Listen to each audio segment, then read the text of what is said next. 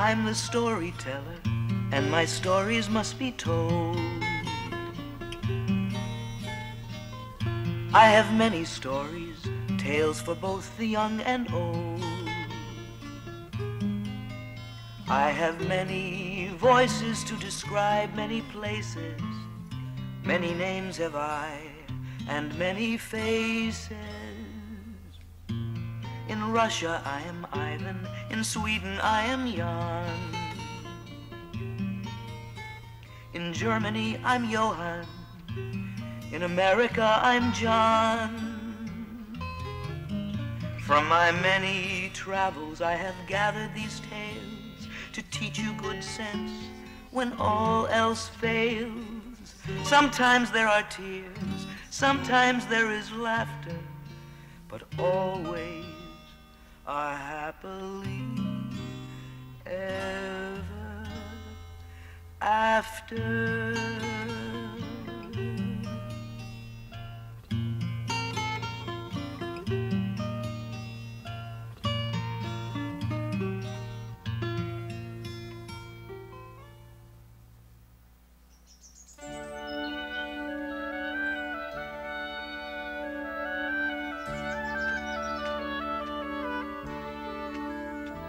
Long ago and far away, in a poor cottage on the edge of a remote village, there once lived an old widow and her only daughter, Leah.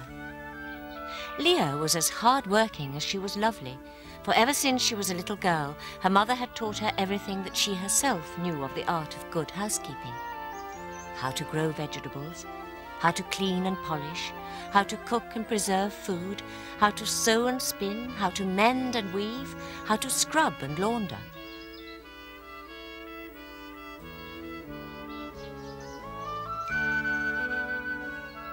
The two women, one old, one young, were very fond of each other, and although they were so poor, they would have lived in perfect happiness if it had not been for one thing. Their poverty meant that they were always behindhand with their rent. Their landlord was a grasping, avaricious man who made the poor widow's life miserable, especially as his only son had taken a fancy to Leah, and Leah would have nothing to do with him.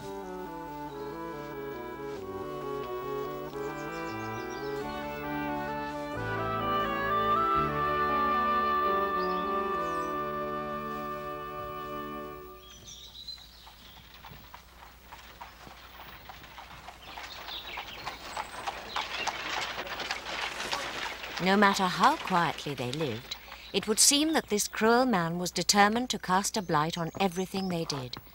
They were never free of his incessant demands for money, of his rude and arrogant behavior, and of his threats to imprison them. Nor was Leah ever free of his son's unwelcome attentions.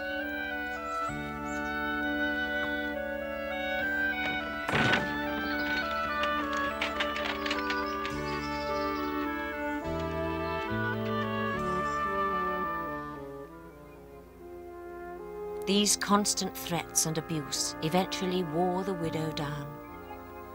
Old and frail as she was, she found at last that life was too much of a burden, and one morning poor Leah had the sad task of bidding her mother a final and loving farewell.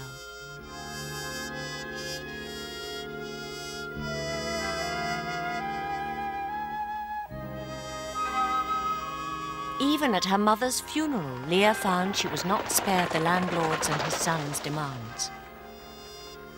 The villagers advised her that for her own safety and happiness, she should leave the home in which she was brought up and try and find another home as far away as possible.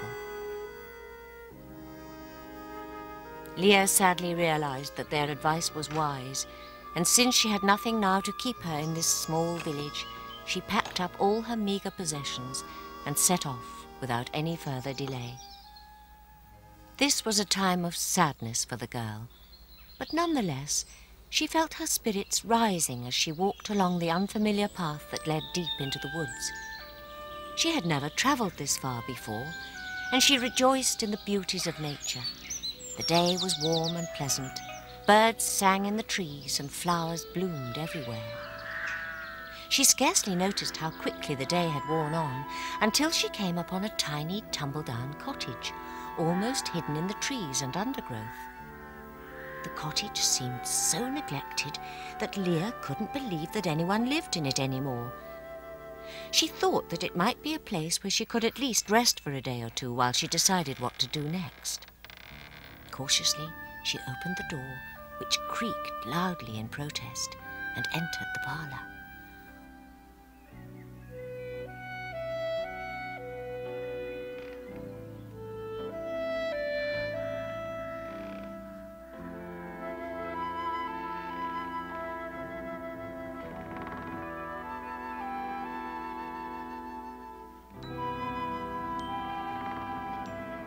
What a mess it was in. Chairs and stools overturned, dust everywhere, pots and pans tarnished with grime, and things strewn all over the place. Certainly it seemed as if no one had lived here for a very long time, and even then had never bothered to clean the place. This, however, was no hardship to Leah. She was used to housework and liked to see things tidy and clean. She set to work with a will, putting things back where they belonged, dusting all the surfaces, cleaning the dirty floors, and sweeping away all the grime and the dirt and the cobwebs. How hard she worked. She didn't stop all day. She was so engrossed with the task. I wonder who this house could possibly belong to, she thought. They really weren't house-proud, whoever they were. Why, once it is spick and span, it will be rather a charming house to live in.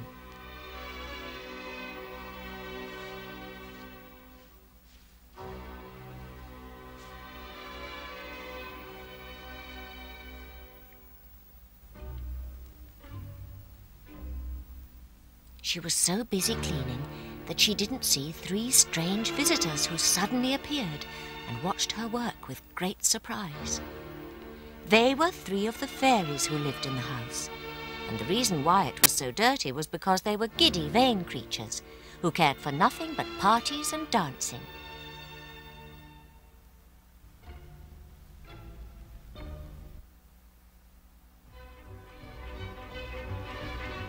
Without another thought, the fairies surrounded the startled girl, making her twirl and pirouette round and round, faster and faster.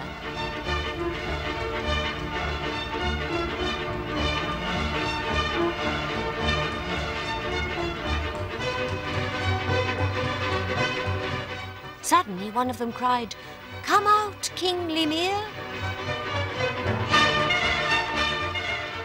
Leah found herself in a beautiful palace where a handsome young man stood surrounded by the dancing fairies.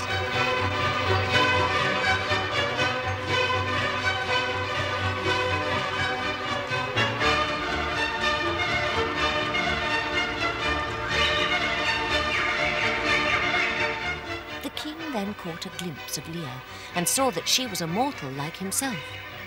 Breaking free of the fairy's grasp, he took her hand and slowly turned her around once, twice.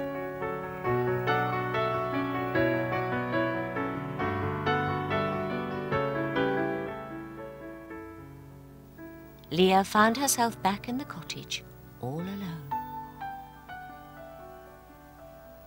She was greatly intrigued by the strange sight she had seen and was determined to find out more. So remembering the fairy's magic words and actions, she turned herself around, crying aloud, "Come out, King Lemire!"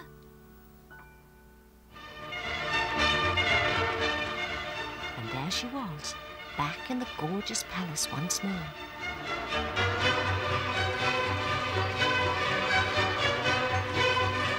The moment King Lemire saw that she was back, he broke away from his tormentors and hurried Leah out onto the balcony where the fairies could not follow them because their magic had no power in the open air.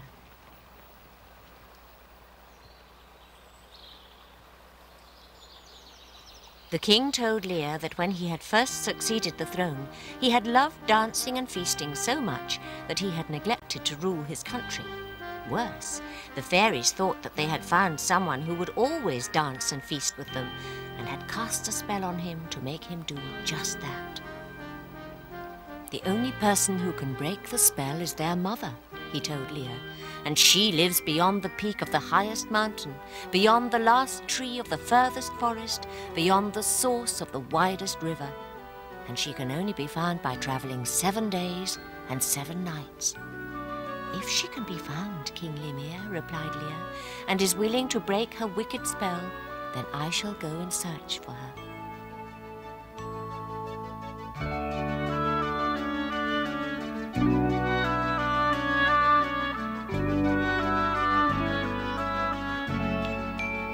Leah realized she had no time to lose if she were to break the enchantment that bound King Lemire.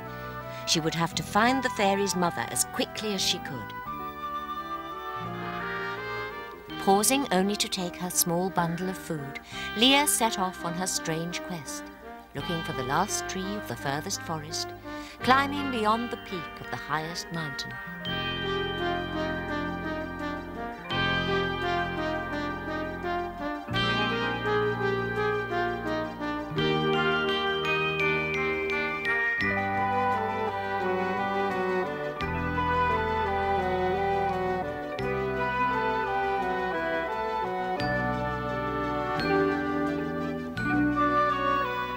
The way was rough and very difficult, and Leah often felt desperately tired.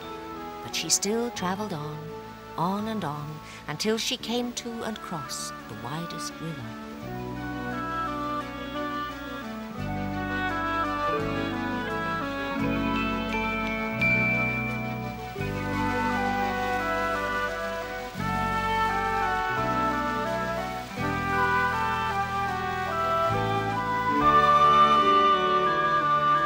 She travelled for 7 days and 7 nights, barely pausing to rest and eat, until at last she came to a strange-looking cottage, with pens imprisoning small wild creatures in its courtyard.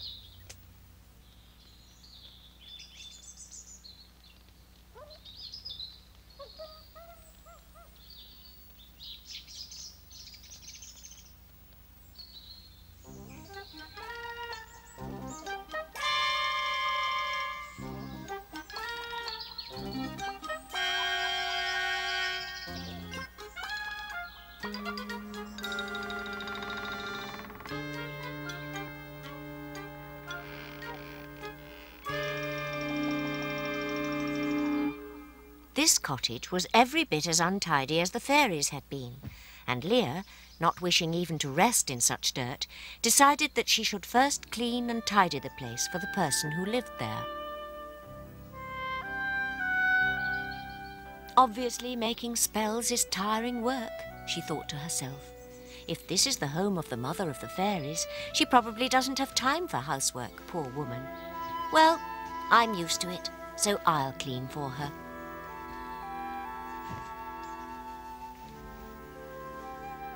She set to with a will, airing the bedding, sweeping the floor, cleaning the pots and pans.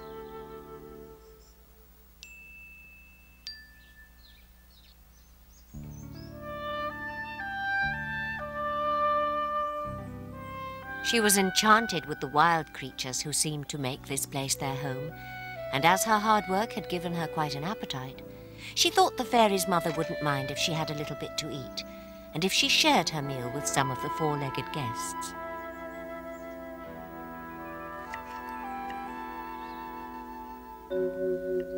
The fairy's mother arrived at her home as unexpectedly as her daughters had.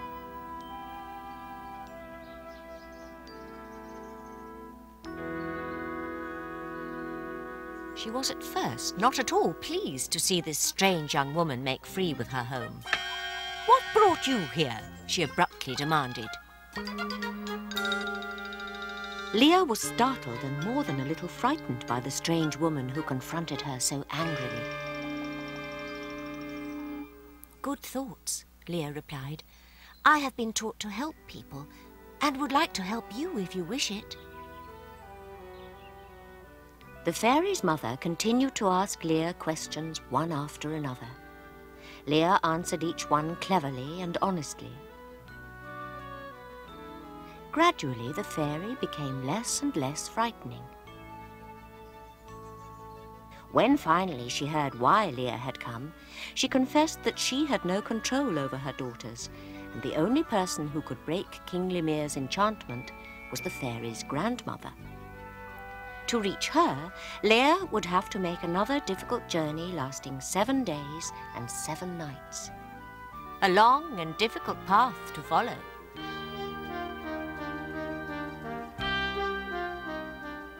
I will go to her, Leah said. Such a journey holds no fears for me.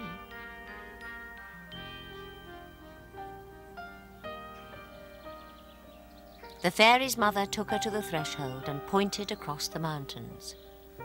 You found the journey here difficult because the terrain was difficult, she told Leah. The way to my mother's will be difficult too, because it is so easy. You will be beguiled by many strange and pleasant sights. But do not let them turn you from your path, but walk on for 7 days and 7 nights until you come to my mother's house. She sent Leah on her way with a fine bundle of food and clothing to sustain her, and a good luck spell to follow and protect her.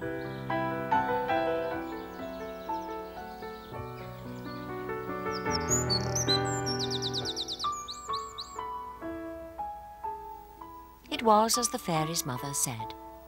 Leah found herself walking through pleasant, sweet-smelling meadows, through gentle woodlands, by softly flowing streams.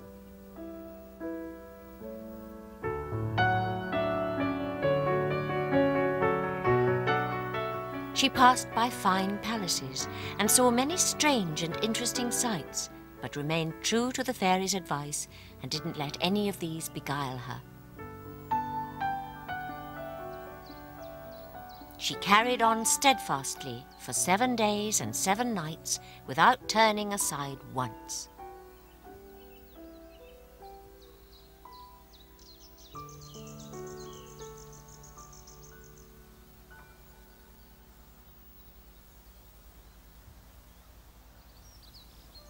At last, right on the edge of a wood, she came upon a little hut, which was as tumble down as any of the fairies' homes she had seen. This must belong to the fairy's grandmother, she thought, for she had become used to the fairy's ways by now, and crept through the front door.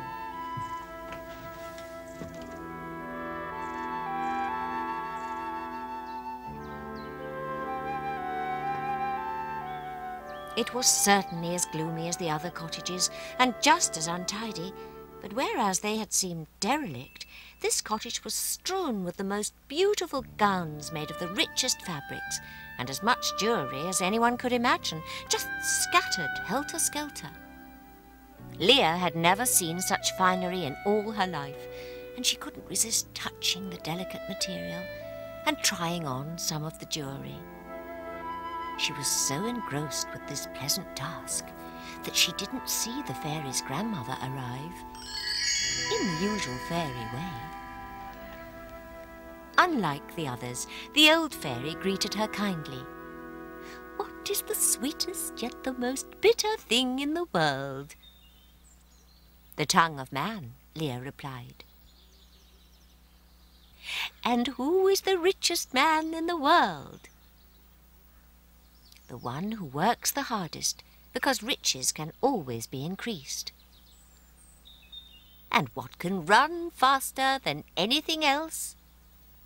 "Man's thoughts," Leah responded. "You have answered correctly," the fairy cried, "and I shall make the spell to break the enchantment holding poor King Lemire. But, my dear, I shall need certain rare plants which are difficult to find."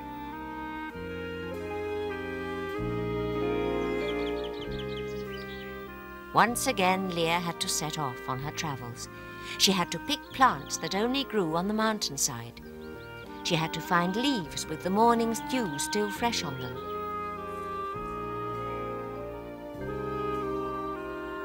She had to find flowers that were full-blown, roots of plants that only grew by certain streams. But at last she had gathered together all the rare plants that the grandmother of the fairies had specified. And she was able to return to the little hut with a light heart.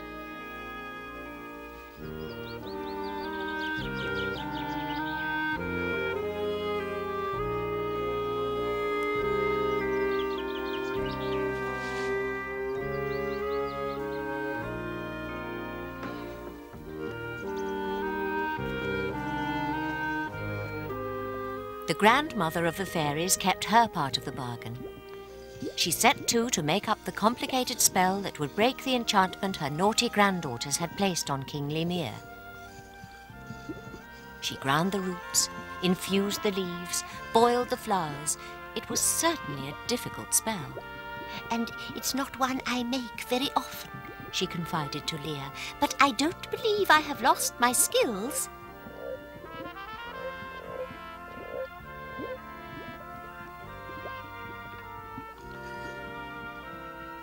As a parting present, she gave Leah the most beautiful velvet robe that had magical powers.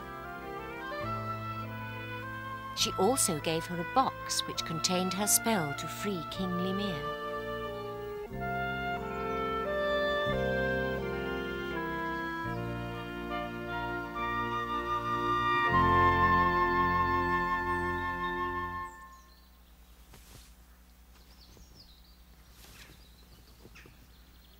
All was done.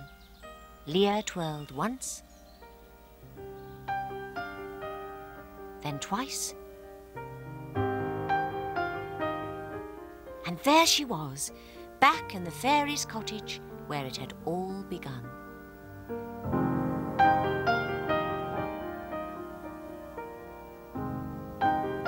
She cried out, "Come out, King Lemire," and twirled again once, twice, and found herself back on the balcony of the king's palace. And there was King Lemire himself, staring sadly at the distant mountain tops, wondering where Leah was. He was so lost in contemplation that he thought the new apparition was just another fairy, until Leah removed her cloak and called to him softly.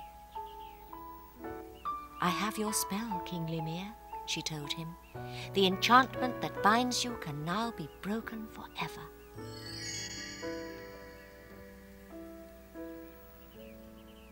And broken it was.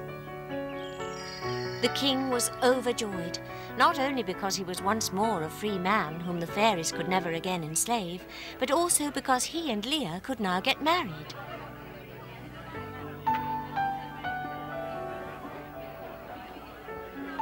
The wedding was a truly wondrous occasion, with feasting and dancing. But King Lemire solemnly promised Leah that he had now learnt his lesson and would never again neglect his people for his own pleasure.